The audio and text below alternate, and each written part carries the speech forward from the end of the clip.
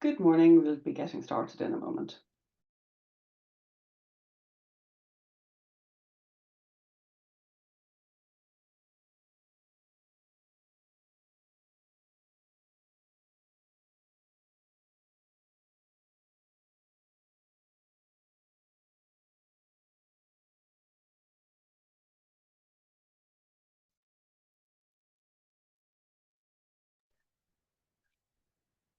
Good morning. Just letting a few more people in for the lobby. We'll be getting started in a second.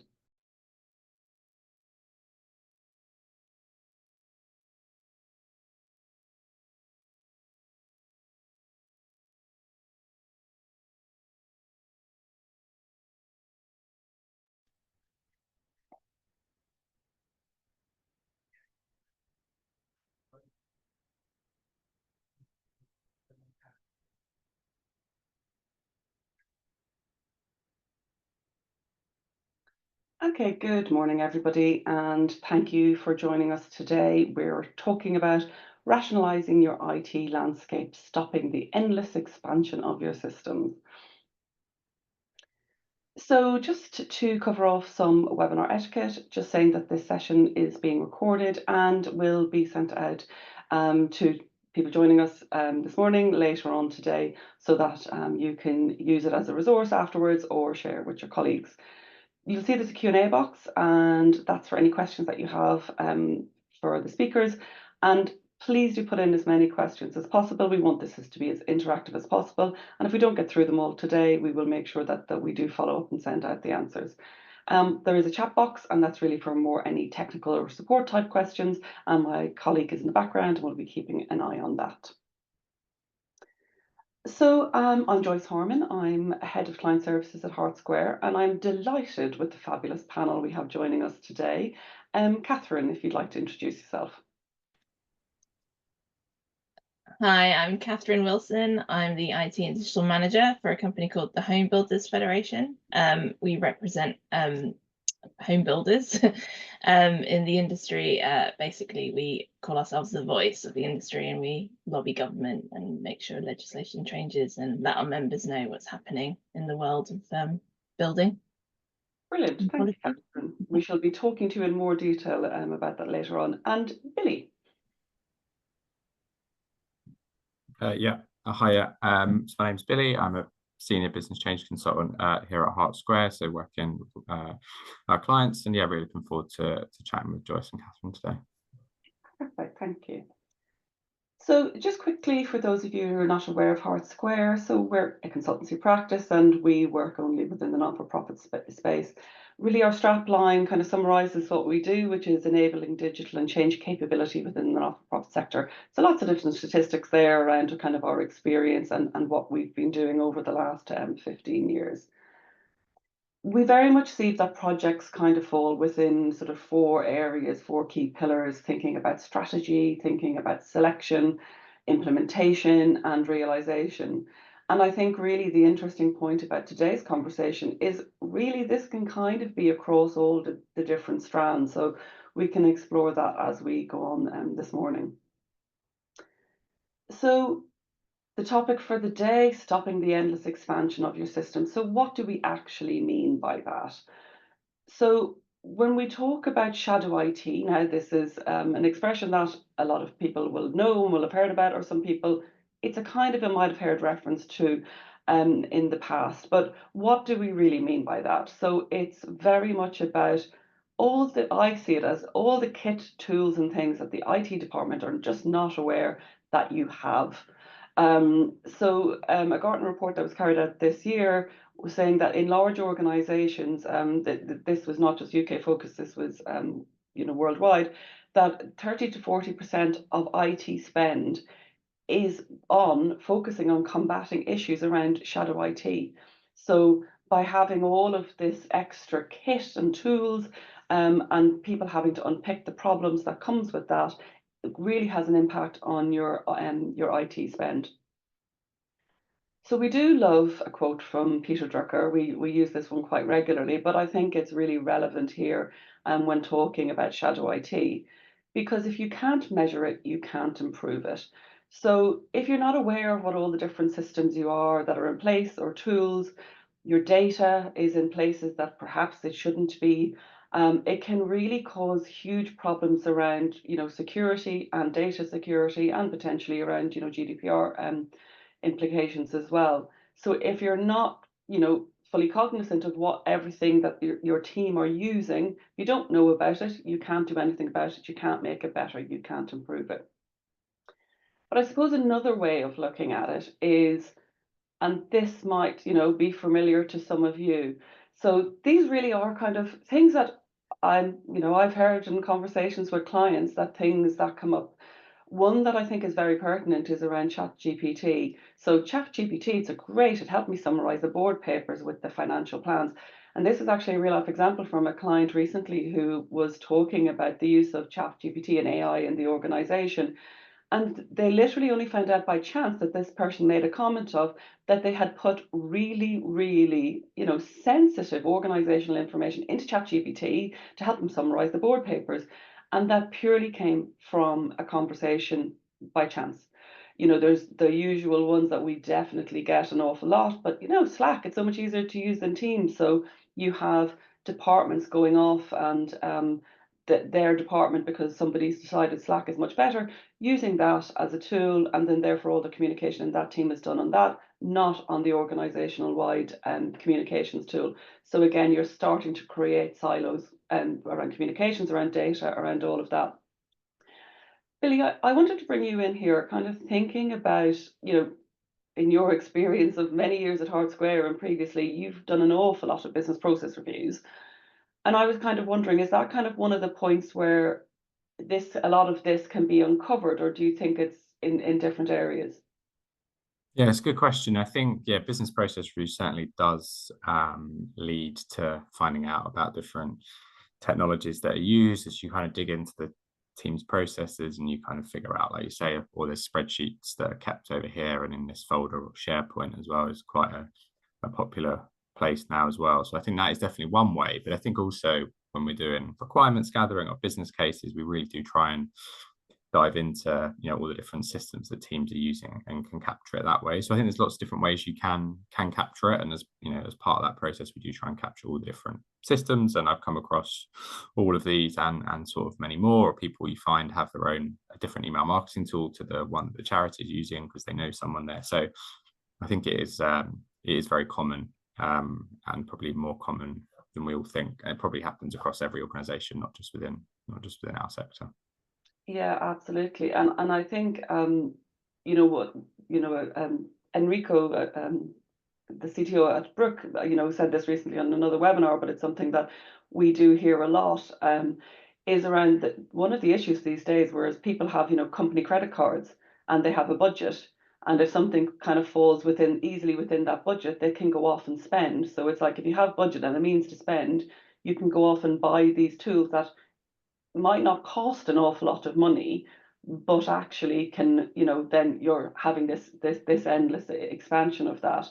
I suppose, Billy, when you were, thinking about, as you're saying, doing that kind of requirements of those reviews, are people even aware of kind of the implications of, saying, oh, to your example about I use a different marketing tool, do they see it as a problem, or it's just that's the norm? I think sometimes people acknowledge it can be a problem, and I think it's, yeah, like you say, it's not necessarily about the cost, but it's about sort of data and information, especially if you've got separate spreadsheets or separate email marketing tools, or marketing tools that don't integrate with your CRM. Then there's lots of different information that can kind of sit everywhere, which then, if you're trying to run a campaign for members, or you're trying to run a fundraising campaign, you don't have that kind of full view, full picture of people. So I think people are probably aware it's a problem, but I think often it can be just about kind of what works best. So often the current process might not be fit for purpose. So that's why people do it. I don't think people do it kind of to kind of go off in a silo, but it's usually trying to solve a problem they've got rather than trying anything underhand, I'd say. Yeah, absolutely. Thanks. So moving on then, kind of another area to kind of cover today is thinking about technical debt.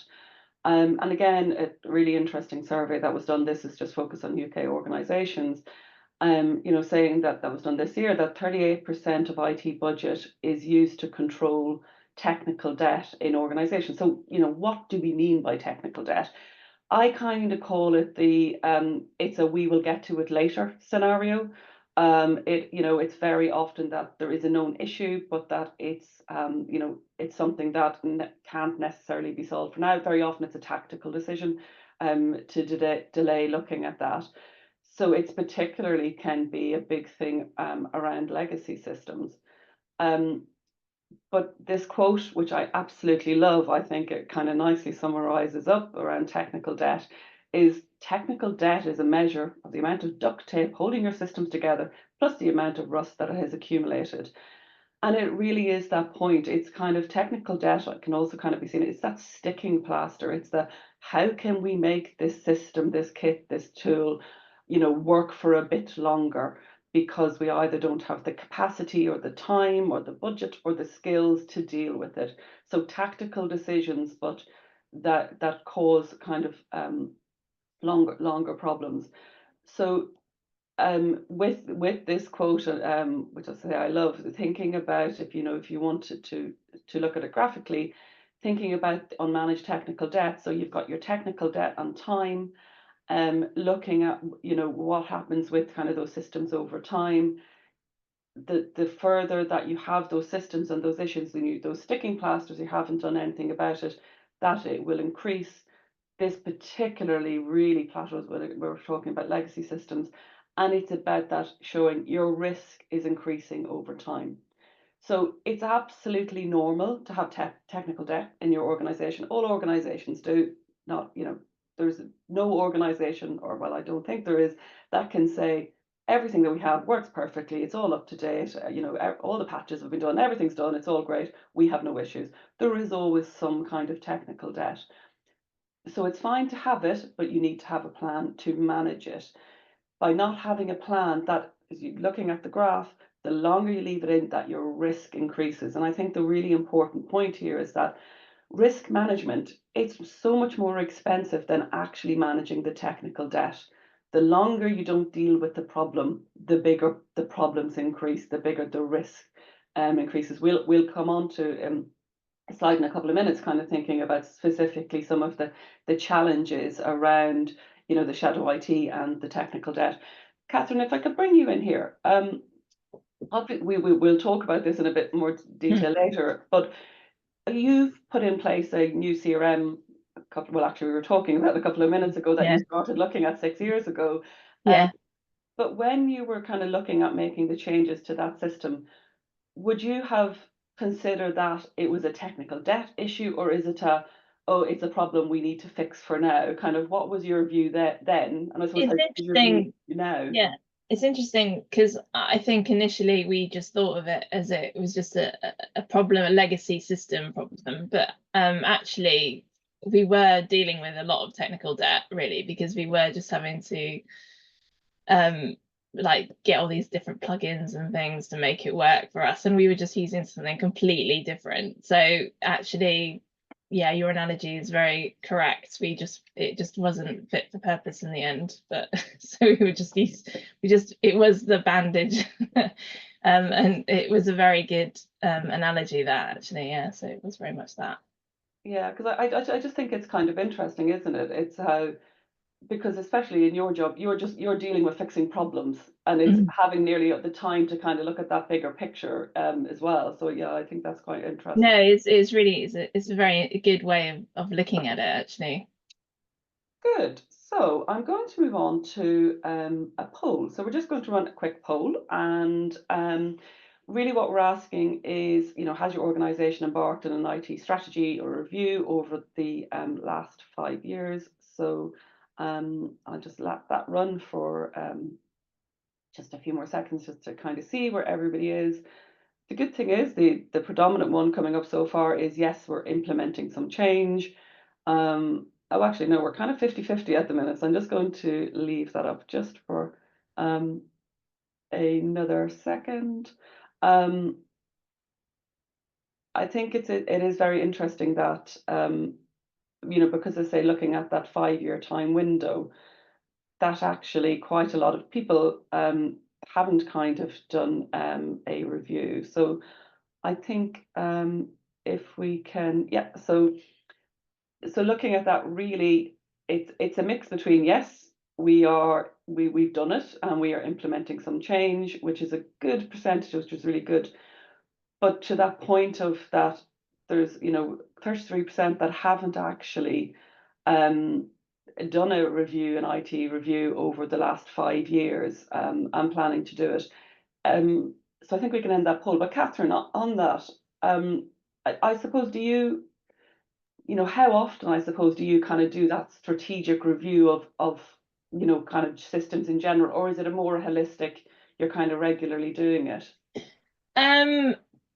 I think it's more, it depends really. It sort of is kind of holistic, because I do look at it every year when we do, particularly when we're going through budgets and things, and we think about projects and where we want to be. For example, we want to upgrade our finance systems, but we've got, I think we've put it in the next 4 years, we're going to have to do it. And I think it's one of those things where you just kind of want to kick it down the road sometimes a little bit.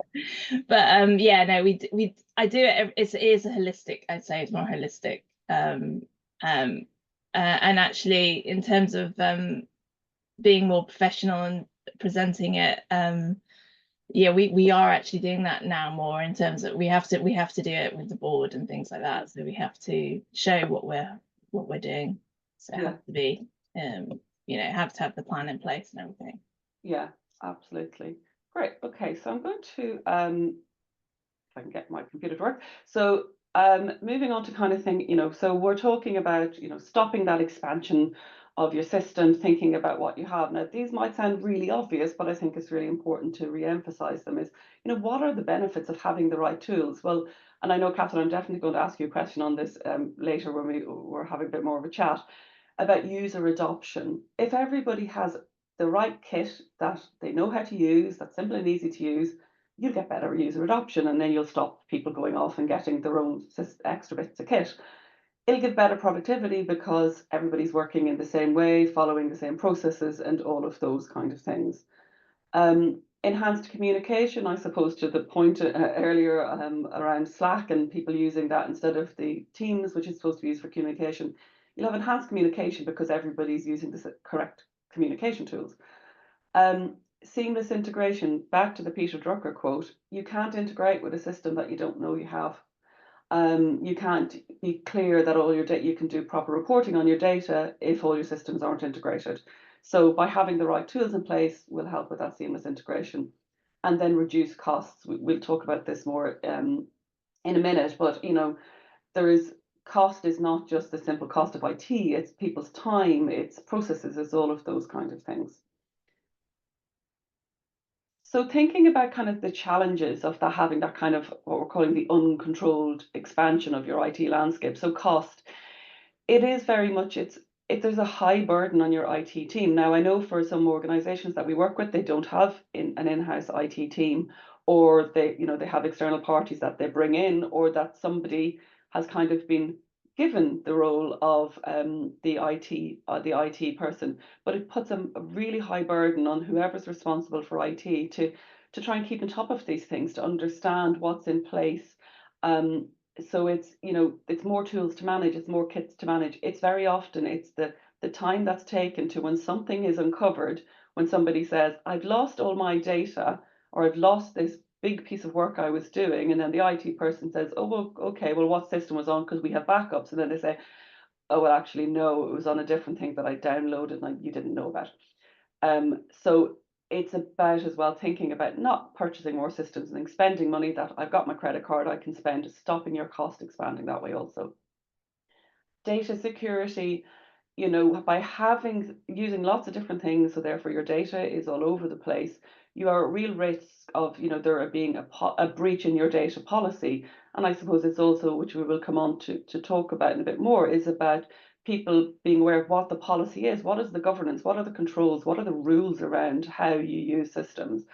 And then things like AI, we're running a series on it as webinars separately, but it's a big topic at the minute, and it's even very important that people understand the implications that AI, using AI, it's another form of shadow IT if people don't know that you have it. So, keeping up to date of the new tools and kits and things that are out there that people in your organization might be using or want to use, that duplication of work and effort. People are using the same tools. To Billy's point about marketing tools, you could have 2 or 3 marketing tools. They're all being used differently. Data's all over the place. It's just an inefficient way of doing things, and it's breaking your business processes. So if you were trying to even map your business processes, you kind of get to a cliff where it falls off, because you kind of go, we follow the process to here, and then it kind of goes off in all of these different directions. So it causes problems on that side of things. And then reputational damage, the very obvious ones. If you don't know where all your data is, you have a greater risk from a security and data point of view. You could have a breach. If you get a subject access request, if you don't know all the tools and where all the information is being held, could you actually respond to it? Could you respond to it easily? Are you opening yourself up in that? And we work in the NFP sector, and budget is one of the biggest challenges, and justifying cost and spend. So, are you opening yourself up to, conversations around, inefficient use of budget? I said, Catherine, I wanted to bring you in here, and Billy, then also to you. Is there anything there that is for you think is an absolute, yeah, that's a really important one, or you think there's anything missing, or you agree or disagree with them? Kind of, what's your thinking on those? I'll go to Catherine first. I agree with all of that, what you put down there, but the data security one was the big one for us, and that actually drove the change with the GDPR changes that happened. So we were like, can we actually say we know where all the data is? And that was exactly it. And we were like, no, I don't think we could, because we were holding everything around with bandages. And so that was a big change in our organization, and making sure we had the sufficient governance in place to make sure we knew where all our data was. But you've got to keep on top of it, because then people do keep doing things, as we found out as an organization recently, that people were still not necessarily using the new system, and so you've got to keep on them. Yeah, absolutely. And I want to come back to you on that, to explore that one a bit more. Billy, did you have any kind of thoughts on this one? Yeah, I think for me, I agree, and I completely agree with what Catherine said. But I also think the cost, to me, is one of the things here which is most relevant. I think the more tools you've got, arguably there's more licenses involved, or annual running costs that sometimes you don't even know about, or it might be small, but if they add up to your point around charities and membership budgets being kind of squeezed, I think if you've got loads of different systems where everyone's got licenses, it also puts then the burden on the IT team, like you said there, to kind of manage those and keep control of those. And if people don't know about them, it can lead to some of the other risks we've talked about. So I think, to me, cost is the big one, where you've got multiple different systems running, because they all cost, and there's nothing for free. So yeah. I think, to me, that's the biggest one here. But I agree with all of them. I think cost for me is the one I wanted to highlight. Perfect, thank you. So then, kind of moving on to kind of what steps can you take? I love a good framework, a good process and a policy. So really, from a very high level, kind of steps that can be taken is to carry out an audit. And and I know Catherine and Billy will be sick, they'll have heard me saying this over the last 6 years. I love an amnesty. Now, what do I mean by that? I talk about it with data, but in this instance, it's really about kind of the tools, the kit, the shadow IT. Do your investigation, go away and ask the questions, find out, and absolutely map out what everybody's using. But the amnesty bit is the kind of to say, this is your opportunity to tell us the things you're using on your personal phone that are work related, or things that you've downloaded. If you tell us now, you won't get in trouble. If we find out later, that might be different. It's a safe space to tell us where you are, what you're using. So doing that full audit. Then, doing a review of the legacy systems, kind of thinking, the sticking plaster is our new favorite analogy, the sticking plaster. What systems, tools, and kit have sticking plasters on them? And really, it was a tactical decision, but is this now becoming much more of an issue? Is it now it's actually a burning platform that maybe the partner is, completely unsupporting the system anymore? Take a real strong look at those legacy systems, those sticking plasters, to say, can we live with this technical debt any longer? then policy, making sure and agree a very clear, this is the policy with regard to how people get new tools, get new kit, what they have to do. I'll talk about this in the next slide in a bit more detail, and then review it. This is not a one-off exercise. It's kind of like, to Catherine's point, it's not, constantly looking at what you have and what you're wanting to do and why. So it shouldn't be a case that you're having to do a massive audit every year and it takes loads of time, because once you've done it once and then people are following the policy and the framework, that it gets easier. So there shouldn't really be any surprises then going forward. So a kind of possible approach around thinking about this is very much from the staff, your staff, the people within your teams, the people within your departments, kind of a really simple process that they have to go through in order to, download that tool or get another survey tool or a marketing tool.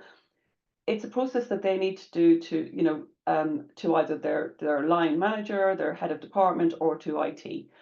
So they need to be able to identify what is needed and why. Why do they need it?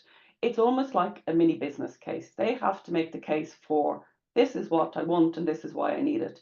They need to be able to show that it's a strategic fit. It aligns with either their goals in their department, their goals in the organization, and that it's going to have a positive impact and it's going to bring benefits. Thinking about requirement, can they actually properly articulate why they need it, how it's going to have either a positive impact on them as an organization and their process, or thinking about the longer term, what the organization is trying to do. And then there's that stop and go. So this is the decision point where whoever, the IT person or the line manager, or whoever is ultimately that decision with, says a yes or no. And the point is here, be brave. If it doesn't make strategic sense, say no. And I think that's a big part of it. And then it's about learning and assessing. So it's, it might be a case that you say no to this person now, but they could come back in 6 months later because they might have, better reasoning and give more examples of why. Another way of looking at this is, very often when you say to people they have to go through this process, they suddenly might go, you know what, I'll just use the system that we've got because that's going to be easier, because this just sounds like a load of hassle, and it proves they really didn't necessarily need that. So it's kind of one framework of thinking about an internal process for looking at that sort of procurement or downloading, or expanding the shadow IT. So I just want to run another quick poll before we bring Catherine and Billy in. So what we're looking at here is, do you have a clearly defined governance structure for the use or procurement of new tools? So we'll just let that run for another minute. Interestingly, at the minute, there's about 50-50 between we're reviewing it and no. So we just let that run for another couple of seconds. Okay. So I think we can, I think we're good to go, and we can, share those. So interestingly, 60% are saying no. And then another 20% saying yes, and 20% saying currently reviewing it. So I think it's really quite interesting that, the vast majority of people are saying that no, we don't have a policy, we don't have clear governance. So I think if nothing else from today, that's a good action point to kind of go away and really look at what do you need to do so that people are clear what the policy is. Perfect. So I'll just move on. So to bring in Catherine and Billy, so really want to and by the way, we've had some questions come in already into the Q&A, so please do put more in. They're great, and we will make sure that we get to all of them. So I suppose, Catherine, you briefly kind of did an explanation of HBF, but I suppose, could you just tell us a bit more about sort of your role within HBF and kind of your main focus? Yeah, sure. So I basically run the IT systems and the digital infrastructure within the business. So from anything from just like how the PCs and network runs to the websites and marketing tools that we use. So it's like a big spectrum of basically anything that's digital, technical. I run it. anything at all.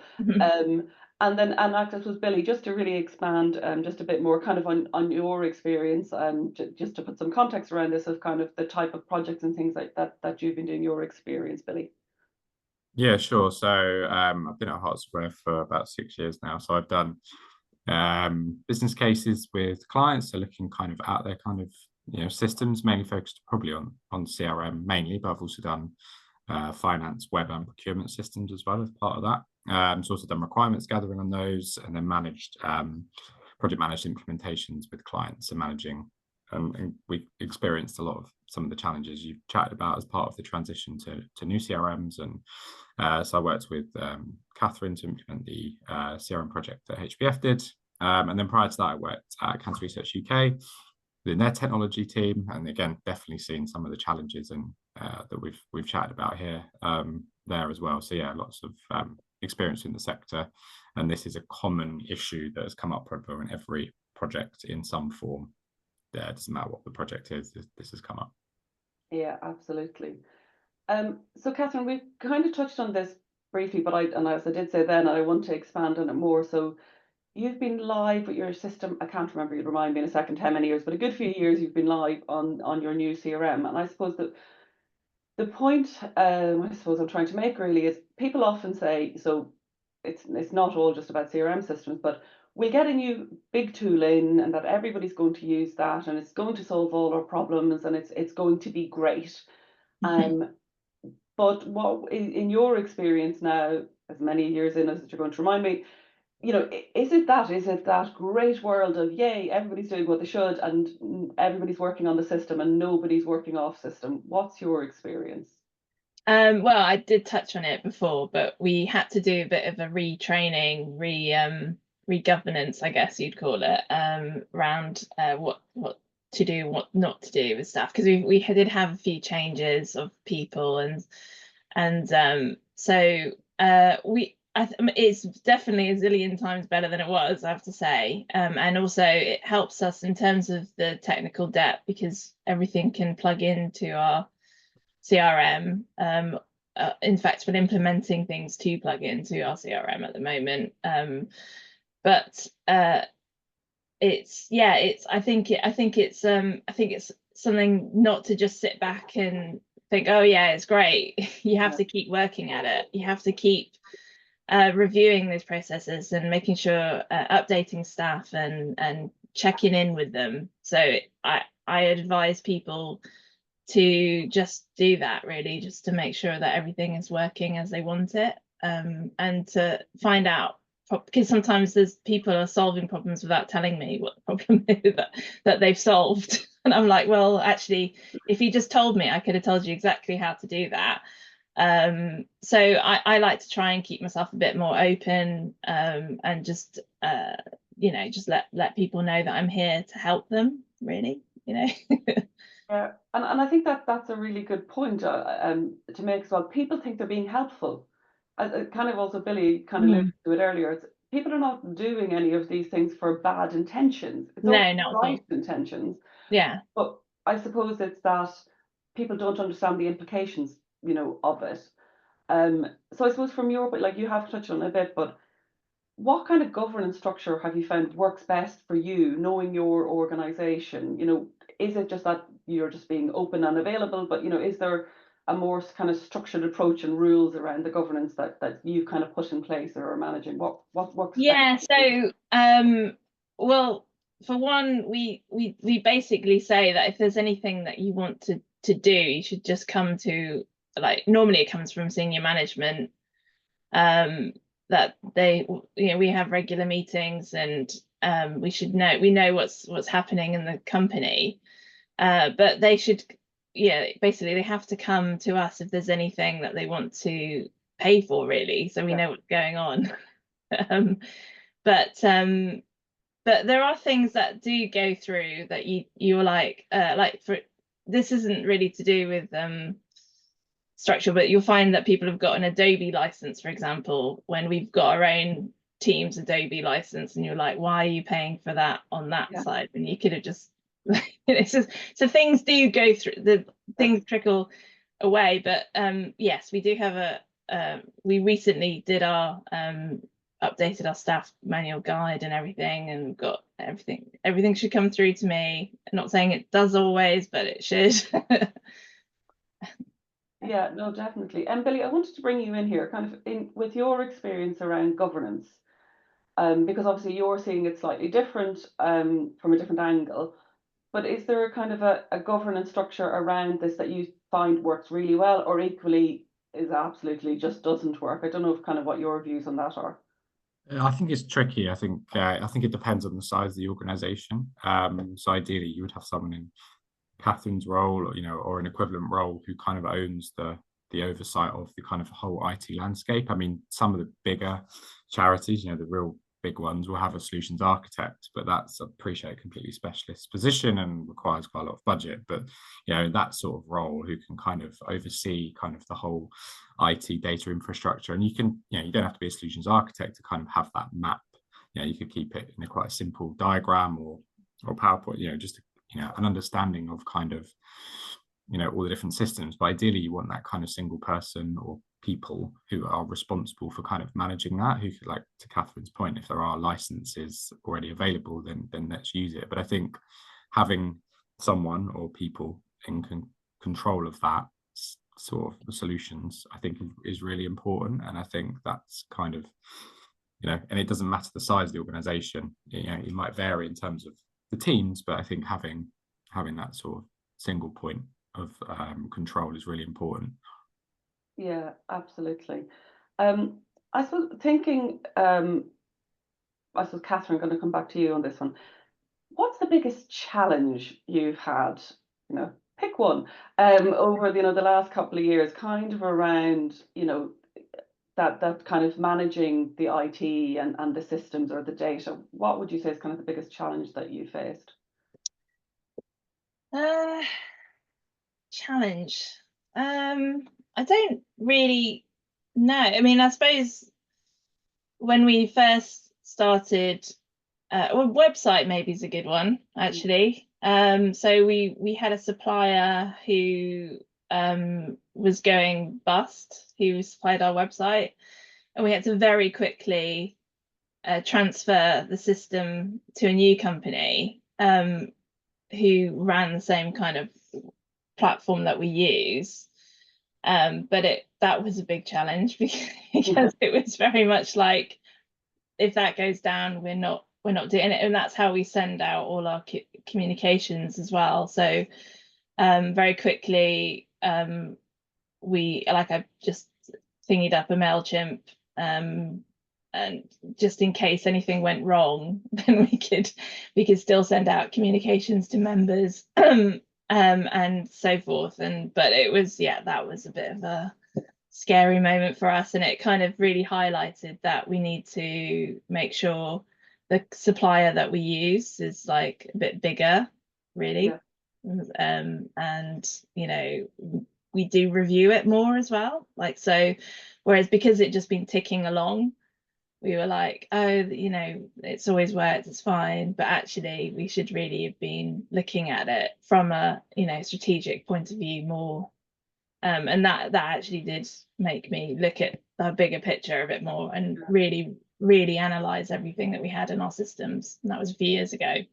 Yeah, and I think that's a really good point, because if you can talk about technical debt in many ways, but it is exactly that point of doing that review and audit to kind of go, is everything that we have fully supported? Is there risks with the technology partner? Because that's not something, that wasn't necessarily a sticking plaster situation. That was a situation out of your control. But I suppose by having that constant communication with the technology partner, understanding where they are, to kind of be able to go, oh, actually, there might be a problem with them going forward. I think that's a really, really good point, because I think very often everybody just thinks it's a broken system, but not actually thinking about who's supplying it, who's supporting it, and all of those kind of things. So I think that's a really, really good point.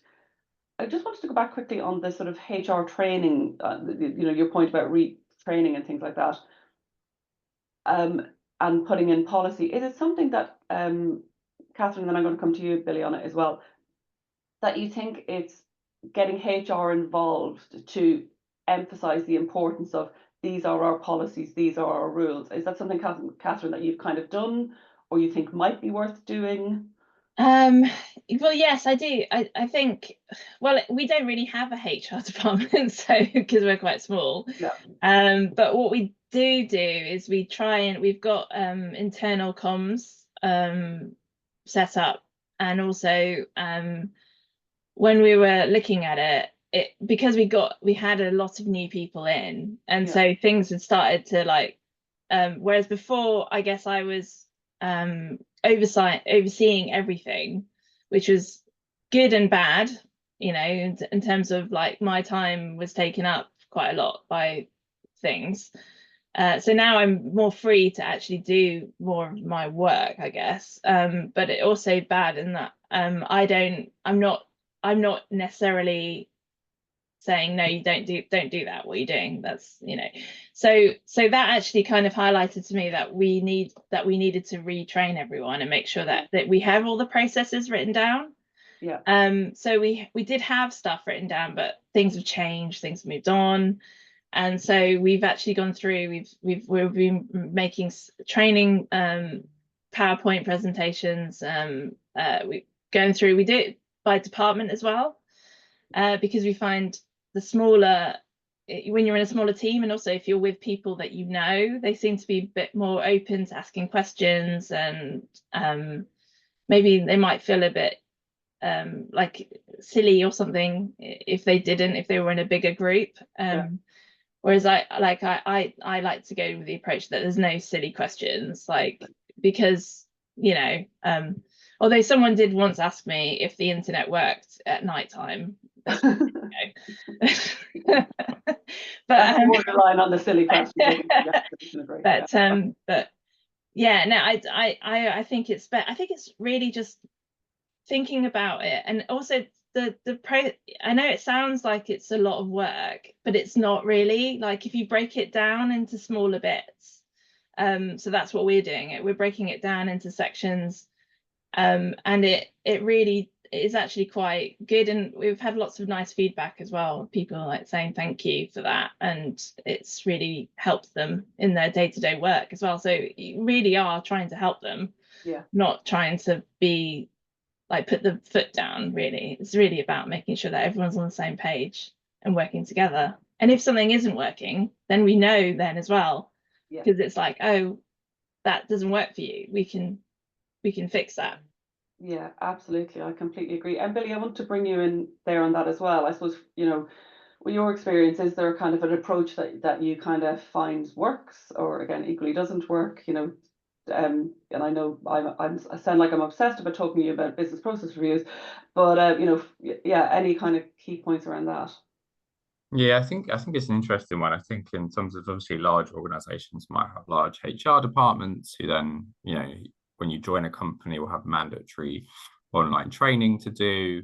But how much that then goes in, I don't, you know what I mean? I don't know if, like, making someone sit through loads of online policy information, does that actually go in? I don't know. I know, like I say, bigger companies can kind of afford to set that up and stuff. But actually, I think it's probably more important around the training point. And to Catherine's point as well, there really isn't any silly questions. I think it's about training people, and I think business process reviews actually can form a key part of that, and documenting that. Like I've said to a number of clients when we've done this, actually, these are really valuable steps that you can then kind of pass on to newer members of staff when you come in, and you've kind of then got a framework to kind of adapt on. So I actually think kind of the training element of things is probably more important than making people sit and read through loads of policy. Obviously, you know, there's law and stuff that you need to abide by, but I think actually the training and the human element is better than making people sit through endless online courses. Yeah, I agree with that. Yeah, absolutely. So I'm going to move, we will come to lessons learned before we finish off, but I do want to move on to Q&A because we've had some great questions come in and I want to make sure we get to them. So first question in really is for Catherine, sorry, my computer's just jumped, is, sorry. So we are in a similar position to what you have described. Too many systems not connected and held together with band-aids. how did you get the board to support spending the money? I don't think we're going to get the message through effectively. So, Catherine, how did you get the board? This is about the on this? CRM system. Yes. Yeah, that was a tricky one actually, because I thought I'm never going to get permission to spend X amount of money on a new CRM system. And initially I thought, oh, I know, I could probably do it myself. That's what I was thinking. And I did genuinely look into try and do some sort of stuff myself. And I thought, no, this is actually too difficult, because I have my day job as well. So I guess this is where you guys came in, really, because once you'd done the audit for us, we went through and did that audit. We had something to present to board, and also because of the GDPR stuff, that is such a big one, because if we don't have the security, like know where all the data is, that was a really big one for me as well. And it just sort of really highlighted that we needed to change, because we were at risk of things going really, really wrong, like of something, some sort of like, can you imagine all your member lists just getting lost somewhere in the ether, and then and how bad would that look for you as a membership organization?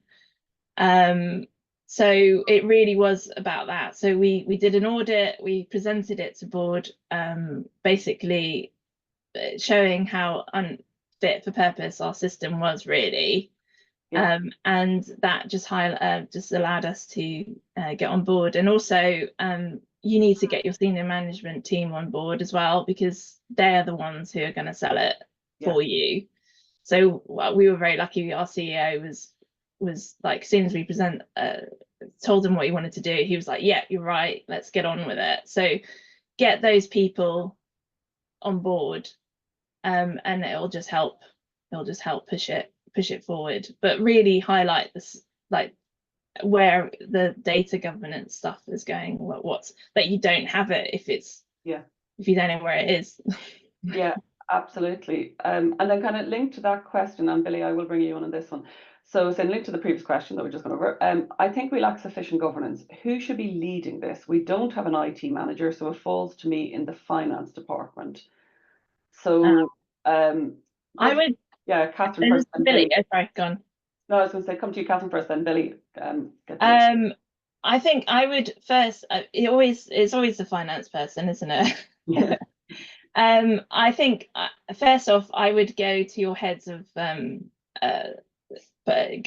departments that you can, and get them to look through all their systems and tell you what's going on, because you need to do it by department, because if you don't know what's happening in those individual departments, then you can't do it, can you? But there needs to be an oversight and a document with everything of what's happening within that. But you need to do it by department level first, and then you can have the oversight of the document. But it has to, someone needs to head it, I guess. And I guess unfortunately it will be down to the finance person to do it. Yeah. Billy, any thoughts on that one? Yeah, it's a tricky one. I mean, ideally, you'd probably want someone in IT or data to kind of head that up initially, or digital. But yeah, if there isn't, obviously, yeah. But I think to Catherine's point, actually getting that buy-in across the organisation is actually most critical. And actually, you'll find that those people can probably help you do a lot more. But obviously, you have to be the figurehead for it. But yeah, I think it's a collective effort. And to Catherine's point, you need that buy-in from both departmental level, but also at a senior level, CEO and things like that. I think actually, if you've got that buy-in and support behind you, it's a lot more easier to achieve the outcomes that you want. Yeah, I like this question. So if an organization has a number of systems that have been adopted over time but don't necessarily talk to each other, but some of which work individually, how do you go about rationalizing all of these systems, which to keep and which to go, or chuck everything out and start over? I'm going to come to you, Catherine, first, and then Billy. Well, I think personally, I think you need to work out what would work with. So if you need to have a core system that is the data governance, really. So in our case, it's the CRM needs to lead. So things that need to fit into that, and if they don't fit into that, then if you can't get links to them, API links, whatever it is that you need to do, then maybe you need to look at another solution that would work with your CRM system, because there needs to be one source of truth really throughout it. And if you don't have that, then you don't. It's what was that quote? If you can't measure it, you don't know. If you can't measure it, if you basically don't know about it, you can't measure it. Exactly. And so really, I think it is analyze it and see what you can fit into it, and if you can't, then look at another solution. I think that would be my advice. Yeah, absolutely. Billy? Yeah, it's a good question. I think, yeah, having that single source of truth is really important, but having some sort of, architecture, map, diagram, or a spreadsheet of all your different systems. But also to Catherine's point, yeah, that single point of truth is really important. But also, it might be a case of there are some best of breed solutions out there for, say, volunteering or other solutions that you can then kind of either integrate with a CRM as your central point, or you can have an import export. But I think most importantly is knowing kind of and having that map of all your systems, and then figuring out how you can maybe make them talk to each other. But it's not necessarily everything has to be in one place. It's about whether you can make the data sync between them, because I think there are some really good best of breed systems out there that can do more for that particular area, but it's just making sure that you can then link the data back to your CRM, for example. Yeah, well, Billy, you must have known what question was coming next, because it's around best systems. So I am going to come back to you on this. So the question is, which has just disappeared. Hold on 1 second. So the question was, because I want to just expand on what you said, how do you balance having the best systems for the job versus having a streamlined suite of systems across the organization? So for example, Slack might be better than Teams in some ways, but Teams is part of a micro suite of operations. So it's that balance. I'm going to come to you, Catherine, on this first. It's that, making that decision on the best system versus kind of, the kind of what you have. I sort of don't know if I explained that properly. Thoughts? It is difficult, because I can see it from both point of view, like that you just want to get something that works, and I always say to people, I don't want to stop you from doing your job. Like, I'm not here to say no, but you do need to have some governance over what's going on. You can't necessarily just go over you need to make sure that things are secure and in place, and the date, that so I don't know what the answer is to that. I think basically, if it's not, I think we sort of lock stuff down as well sometimes. I know that's not necessarily the best thing, but sometimes we do just say you can't do it. Yeah. And I guess that came to your point, wasn't it? You just say no. So yeah, sometimes you do just say no, unless there's a decent business case against it. Yeah, absolutely. And Billy, just to kind of pick up on your point in a little more detail, because very often it is, you both mentioned it, the single source of truth, and very often that people, interpret that as everything lives in one system, but actually it might be, Billy, to your point about volunteering system or fundraising systems that are really, really good at what they do, but you can still get that single source of truth. But the point is they're integrating into a system. I don't know if you wanted to expand on that quickly, Billy. Yeah, I think so. I think we've definitely seen it in projects where there are best of breed solutions that can do more than CRM. I think volunteering is actually a really good one, but there probably are other tools out there as well across the board that can do it.